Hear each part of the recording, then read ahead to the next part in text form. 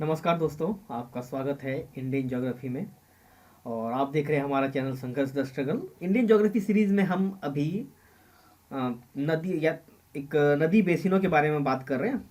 अभी तक हम हिमालय से निकलने वाली नदियों का जो नदियों द्वारा बनाए गए जो बेसिन हैं उन पर बात कर रहे हैं, जिसमें हम लोग पिछले एपिसोड में, जो कि हमारा 31वां एपिसोड था इस सीरीज का, उसमें हमने सिंधु नदी तंत्र या सिंधु नदी बेसिन पर चर्चा किया हमने।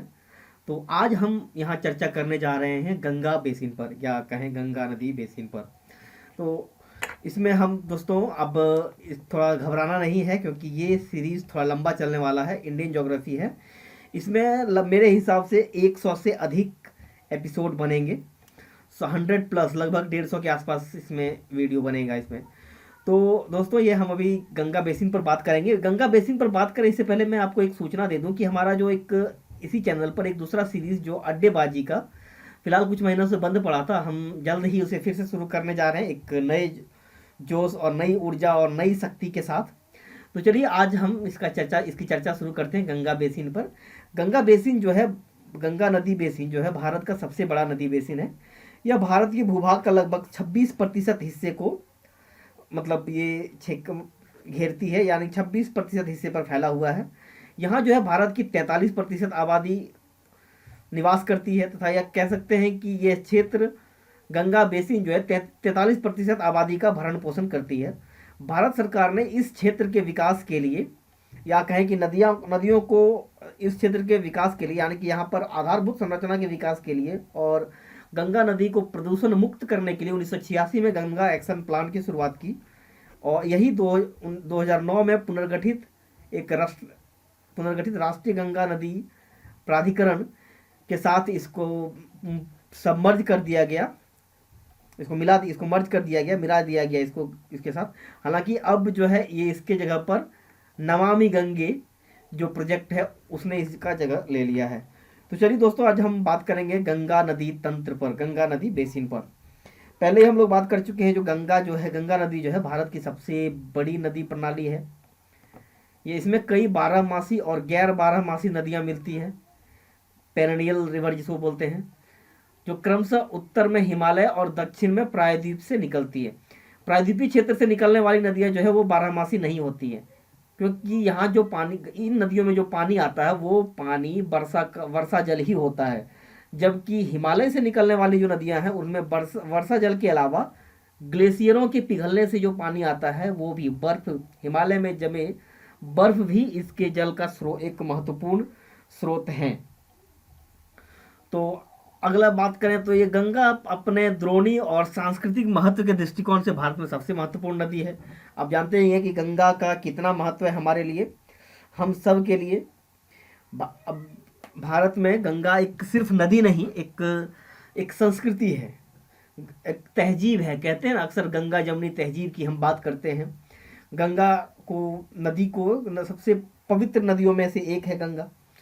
गंगा नदी द्रोणी में लगभग 11 राज्य शामिल हैं। वो है उत्तराखंड, उत्तर प्रदेश, मध्य प्रदेश, राजस्थान, हरियाणा, हिमाचल प्रदेश, छत्तीसगढ़, झारखंड, बिहार, पश्चिम बंगाल और दिल्ली।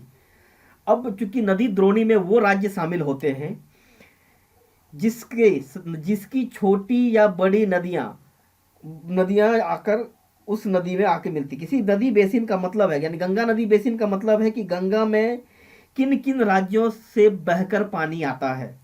आप मोटा मोटी इस तरह समझ सकते हैं, हर वो राज्य, हर वो क्षेत्र जहाँ का पानी बहकर गंगा में आता है वो गंगा बेसिन में शामिल है।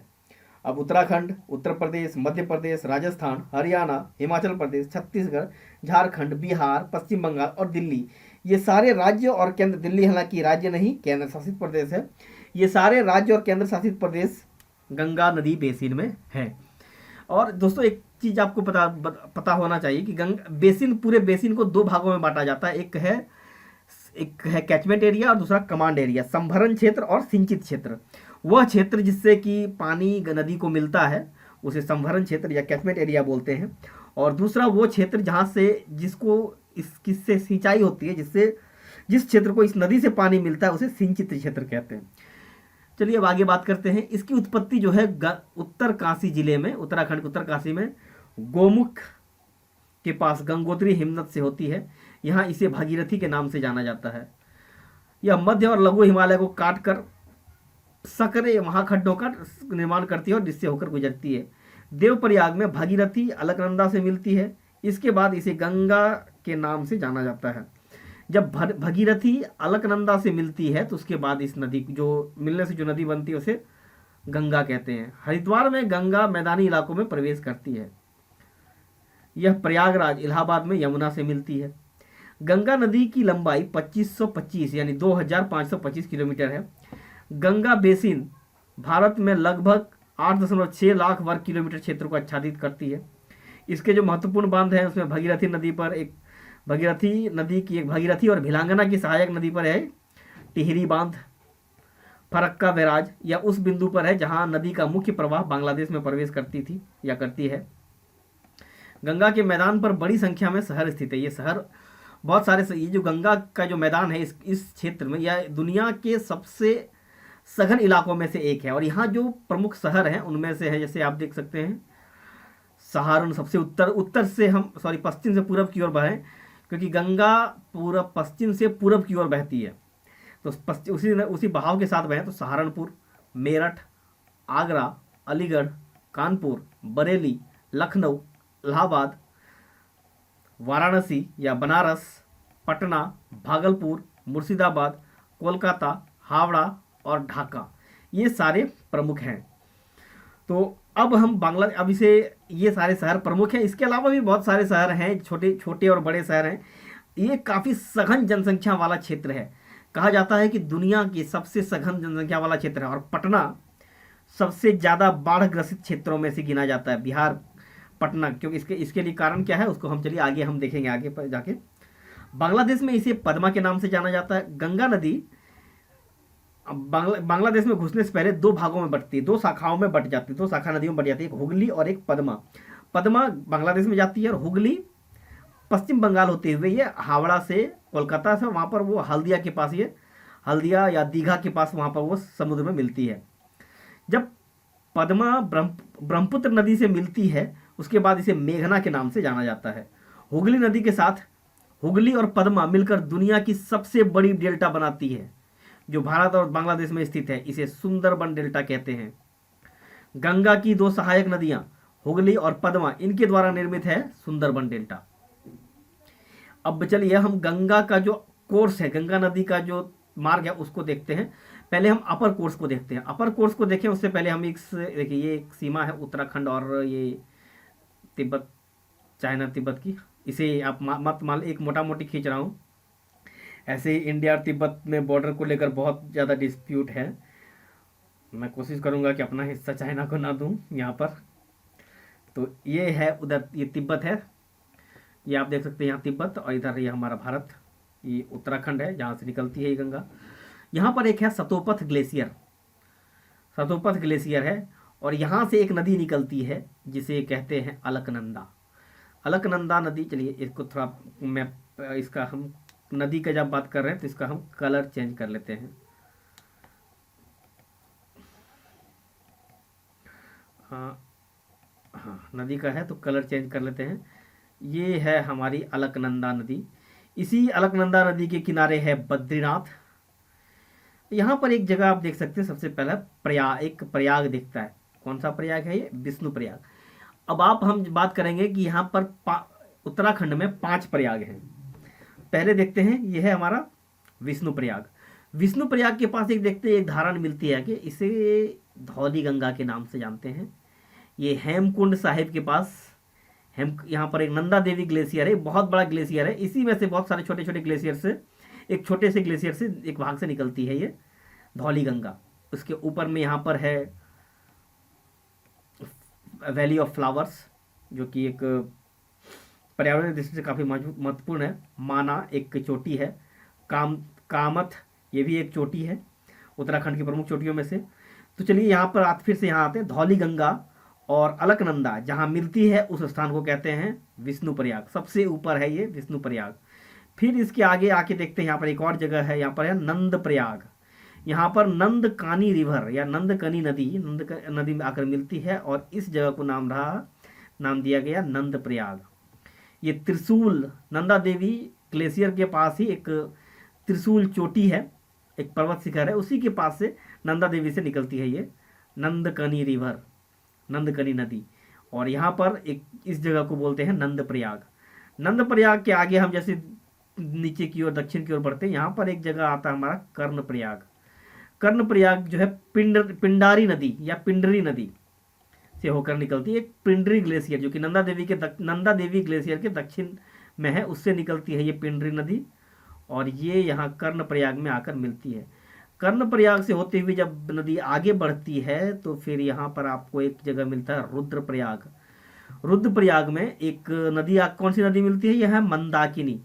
मंदाकिनी केदारनाथ के पास चोरबारी ग्लेशियर है, जिस केदारनाथ मंदिर के पास से उत्तर में एक चोराबारी या चोरबारी ग्लेशियर है, वहां से निकलती है मंदाकिनी। मंदाकिनी और अलकनंदा के संगम जिस स्थान पर होता है उसे कहते हैं रुद्रप्रयाग। तो यहां पर देख सकते हैं हमारे पास एक 4 प्रयाग हैं। 4 प्रयाग कौन कौन से? सबसे नीचे रुद्रप्रयाग, उसके बाद कर्णप्रयाग, नंदप्रयाग और विष्णुप्रयाग। फिर आगे बढ़ते हुए यह नदी आकर मिलती है अलकनंदा भागीरथी से मिलती है, भागीरथी से मिलती है। और फिर आगे बढ़ते हुए गंगा एक यहाँ पर एक जगह है देवप्रयाग, ऋषिकेश जिसे बोलते हैं उसे देवप्रयाग भी कहा जाता है। या कह सकते हैं कि देवप्रयाग उस स्थान को कहते हैं जहाँ देवप्रयाग ये स्थान है जहाँ पर भगीरथी और अलकनंदा मिलती है। इसके बाद नदी गंगा के नाम से जानी जाती है। और यहाँ पर एक शहर है ऋषिकेश, काफ़ी धार्मिक और पर्यटन की दृष्टि से काफ़ी महत्वपूर्ण है। लेकिन गंगा जब मैदानी क्षेत्र में प्रवेश करती है उत्तराखंड में, लैंड्स डाउन के आगे नीचे, तो हरिद्वार में जिसे हरिद्वार कहते हैं, हरिद्वार से ही गंगा मैदान में प्रवेश करती है। अब जब गंगा मैदान में प्रवेश करती है, ये है हरिद्वार। यहाँ पर ये रहा हरिद्वार। और हरिद्वार को चलिए अब हम इस नदी को, पहले गंगा नदी को चिन्हित कर लेते हैं। ये रही हमारी गंगा नदी। उसके बाद हम इसकी सहायक नदियों को देखेंगे। यहाँ इलाहाबाद, वाराणसी, पटना, माफ़ कीजिएगा ये थोड़ा यहाँ से बहक गए हम थोड़ा। यहाँ से ये 2 भागों में बढ़ती है, एक पद्मा बांग्लादेश में और एक है हुगली।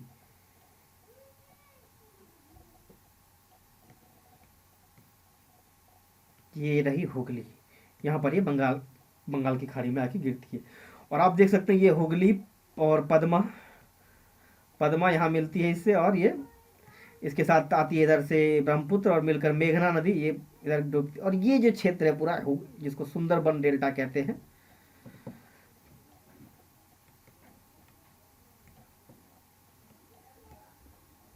ये है सुंदरबन डेल्टा,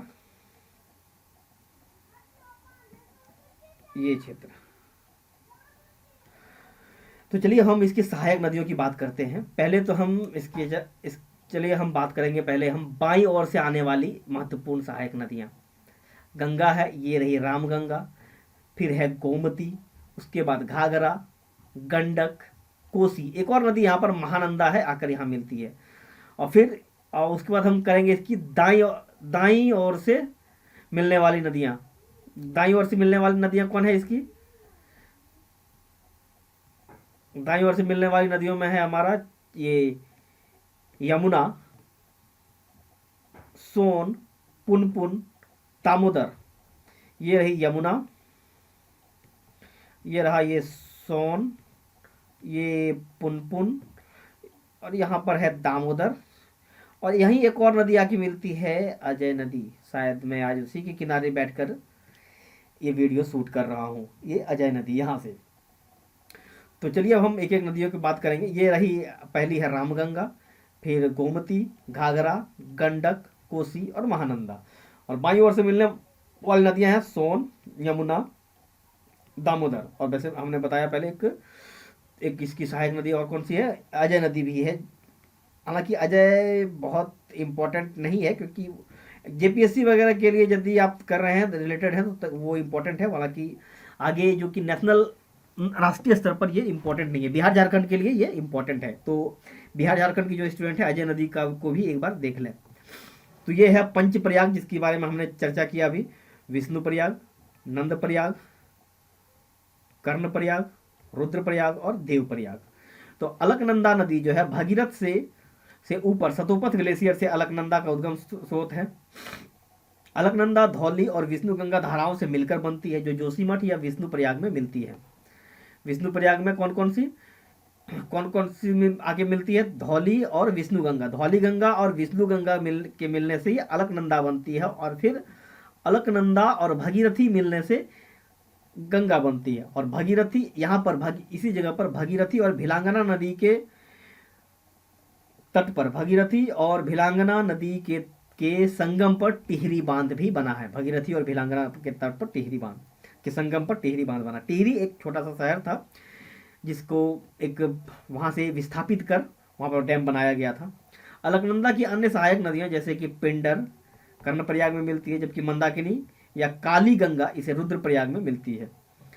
अब कहेंगे हम रामगंगा। रामगंगा तुलनात्मक रूप से, आप ये है रामगंगा नदी, यहाँ देख सकते हैं आप इसे आके, ये कन्नौज के पास कानपुर के ऊपर में आके गंगा से मिलती है।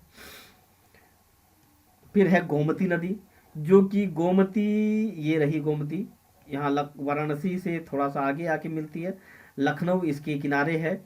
ये हिमालय के तराई क्षेत्र में यानी उत्तर प्रदेश में ही फुलहर झील से, जो कि पीलीभीत जिला में है, पीलीभीत जिला के फुलहर झील से निकलती है ये, और आगे यहाँ वाराणसी के आगे इससे मिल जाती है। फिर है यमुना नदी। यमुना नदी एक गंगा की सबसे बड़ी सहायक नदियों में से। इसकी सहायक नदियां हैं चंबल, और चंबल की सहायक नदियां हैं बनास, काली सिंध और पार्वती। ये है पार्वती, काली सिंध, और ये रही चंबल, जो कि मालवा पठार पर इंदौर के पास से निकलती है यमुना नदी से। यमुना पर जो चंबल पर, और चंबल जो है वो औरई के पास यमुना में मिलती है। और फिर है एक सिंध है, सिंध भी यमुना की सहायक नदी है। फिर बेतवा है यमुना की सहायक नदी, धसान है और केन। ये सारी नदियां यमुना की सहायक नदी है, और यमुना गंगा की सहायक नदी है। इसलिए कहते हैं कि मालवा का पठार, ये जो क्षेत्र है ये भी गंगा बेसिन में आता है, जिसमें कि आपका मध्य प्रदेश, राजस्थान वगैरह इसमें शामिल है। अब है चंबल नदी। चंबल नदी मध्य प्रदेश के मालवा पठार में महू के पास से निकलती है, और राजस्थान के कोटा से होकर बहती है, जहां गांधी सागर बांध बनाया गया है। ये जो झील देख रहे हैं इस पर ये गांधी सागर बांध है। चंबल पर बांध है, गांधी सागर बांध राजस्थान के प्रदेश की सीमा पर स्थित है। चंबल नदी पर राणा प्रताप सागर बांध गांधी सागर बांध के निकट स्थित है। जवाहर सागर बांध राणा प्रताप सागर बांध के निकट स्थित है। इस श्रृंखला में चौथा है कोटा बैराज, राजस्थान में कोटा शहर के निकट है। चलिए इसको आप बड़े मैप पर इसको अच्छे से देख लीजिए, या फिर गूगल कर सकते हैं इसको। फिर है बनास नदी।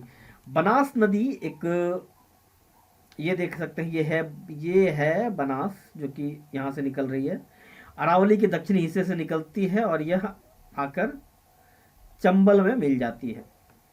यस, ये रही, ऐसे आगे बढ़ते हुए यहाँ चंबल से आके मिल जाती है।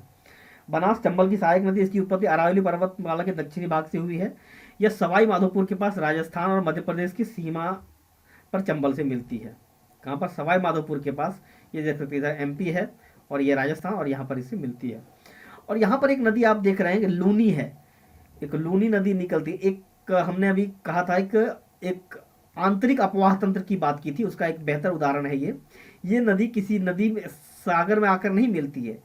ये लूनी नदी जो है आकर सांभर झील में गिर जाती है, जो कि इस रेगिस्तानी क्षेत्र में है। ये सांभर झील जो कि नमक के लिए सबसे ज़्यादा प्रसिद्ध है आंतरिक झीलों में से। यहाँ देश में भारत के बहुत बड़े हिस्से को यहाँ से नमक सप्लाई की जाती है। फिर है सिंध। सिंध जो है मध्य प्रदेश के विदिशा पठार से निकलती है।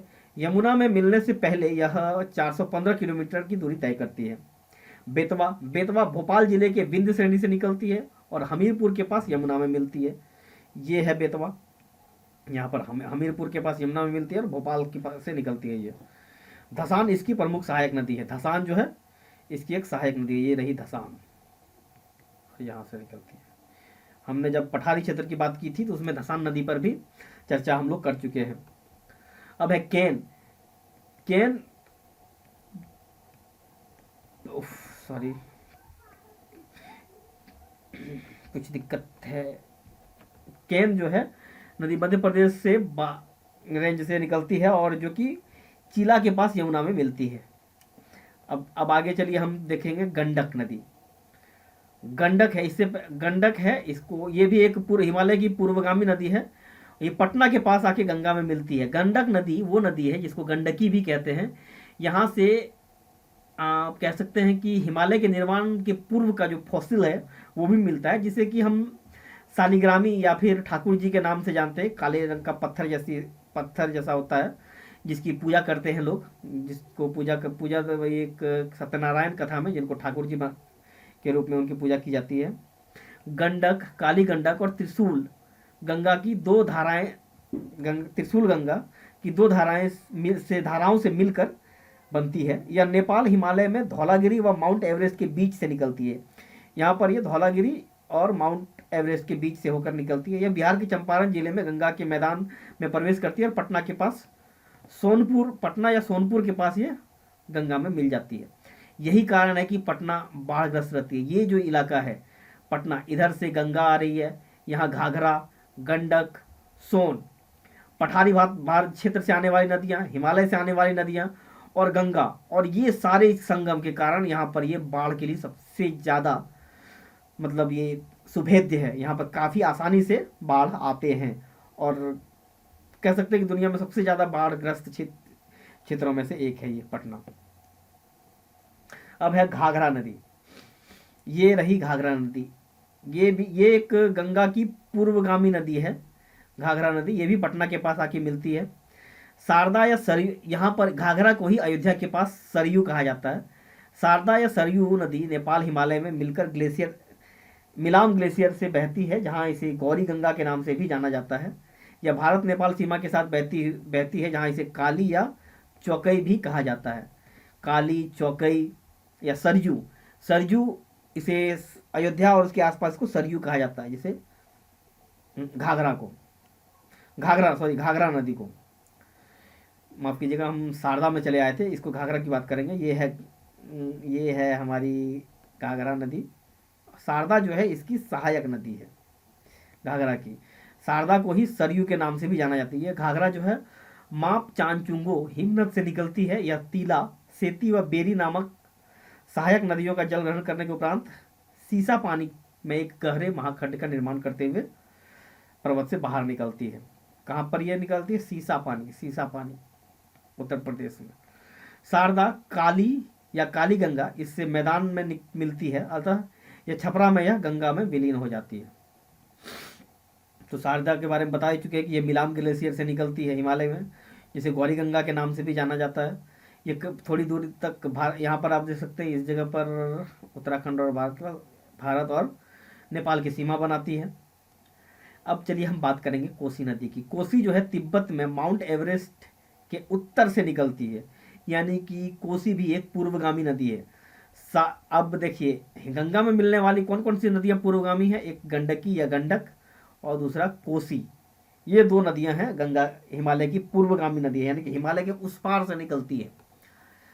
नेपाल में मध्य हिमालय को पार करने के बाद इसे पश्चिम में सोन कोसी और पूर्व में तमूर कोसी मिलती है। बहुत छोटी छोटी नदियां मिलती है, जैसे कि सोन है, ये गंगा वाली सोन नहीं है, यहाँ पर अमरकंटक से निकलने वाली सोन नहीं है, ये नेपाल में है। सोन कोसी और पूर्व में तमूर कोसी से मिलती है। यह अरुण नदी के साथ मिलकर सप्त कोसी बनाती है। कोसी नदी जिसे बिहार का शोक भी कहा जाता था, कारण है कि ये नदी जब पहाड़ों से उतरती है तो मैदान में आते ही इसका जो प्रवाह है, इसकी जो रफ्तार है वो कम हो जाती है। जब नदी की रफ्तार कम हो जाए तो ये अपना जो अवसाद है उसका निक्षेपण करने लगती है। ऐसा कहा जाता है कि पानी की रफ्तार यदि 2 गुना हो जाए तो वो 64 गुना तक भार ढो सकती है। अभी मतलब जितना ढो रही है 2 गुना हो जाए तो उसका 64 गुना तक भार ढो सकती है। तो आप अंदाजा लगा सकते हैं कि यदि नदी अपना वेग आधा वेग खो दे तो वो कितने अवसादों को वो कब निक्षेपण करेगी। और चूंकि अवसादों का निक्षेपण करने लगती है इसलिए नदियां मियंडरिंग करने लगती है, विसर्पण, और बार बार अपना रास्ता बदलती। चूंकि ये पूरा मैदानी क्षेत्र है, यहाँ कोई अवरोध बहुत कम है, जिसके कारण यहाँ नदियाँ अपना मार्ग बदलती थी और भारी तबाही आती थी, इसलिए इसको बिहार का शोक कहा जाता था।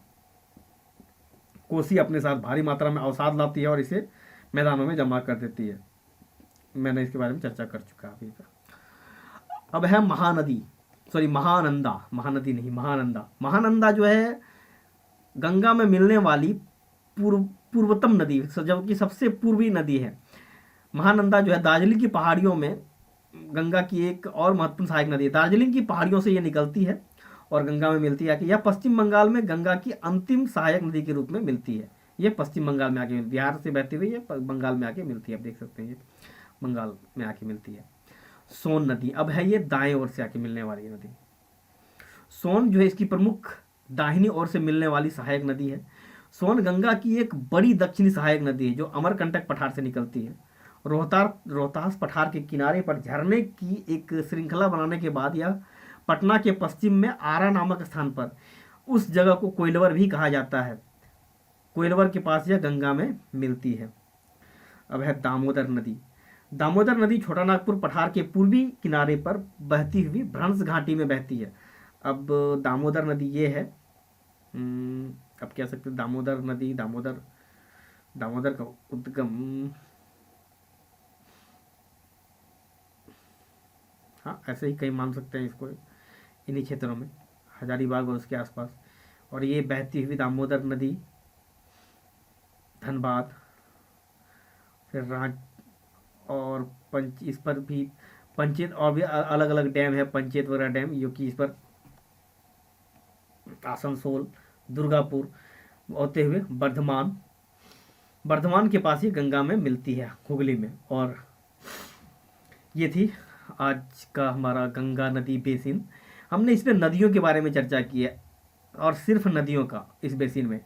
हालांकि ये यदि चर्चा किया जाए तो इस क्षेत्र में ये जो हमारा गंगा का क्षेत्र है, चलिए हम इसको इस मैप पर हम देखते हैं इसको। ये जो क्षेत्र है हमारा गंगा का, इसमें यदि हम बात करें तो यहाँ पर जो शहर हैं, यहाँ पर जो रहने वाले लोग हैं, यहाँ का कृषि उद्योग, यहाँ की जो जनसंख्या या फिर कह सकते हैं इसको जनांकीय जो ढांचा है, डेमोग्राफिक स्ट्रक्चर है, हम उस पर भी बात किया जा सकता है। ये सारी चीज़ें हम बात करेंगे अलग अलग आगे जाकर अलग अलग सेक्शन में। फिलहाल हम नदी बेसिन पर बात कर रहे हैं। तो ये था हमारा आज का एपिसोड, जिसमें गंगा नदी तंत्र या गंगा बेसिन। उम्मीद है दोस्तों ये आप लोगों को अच्छा लगा होगा। और यदि कोई क्वेरी हो, कुछ कमी रहा हो, तो इसको प्लीज़ हमें हमारी जानकारी में दें।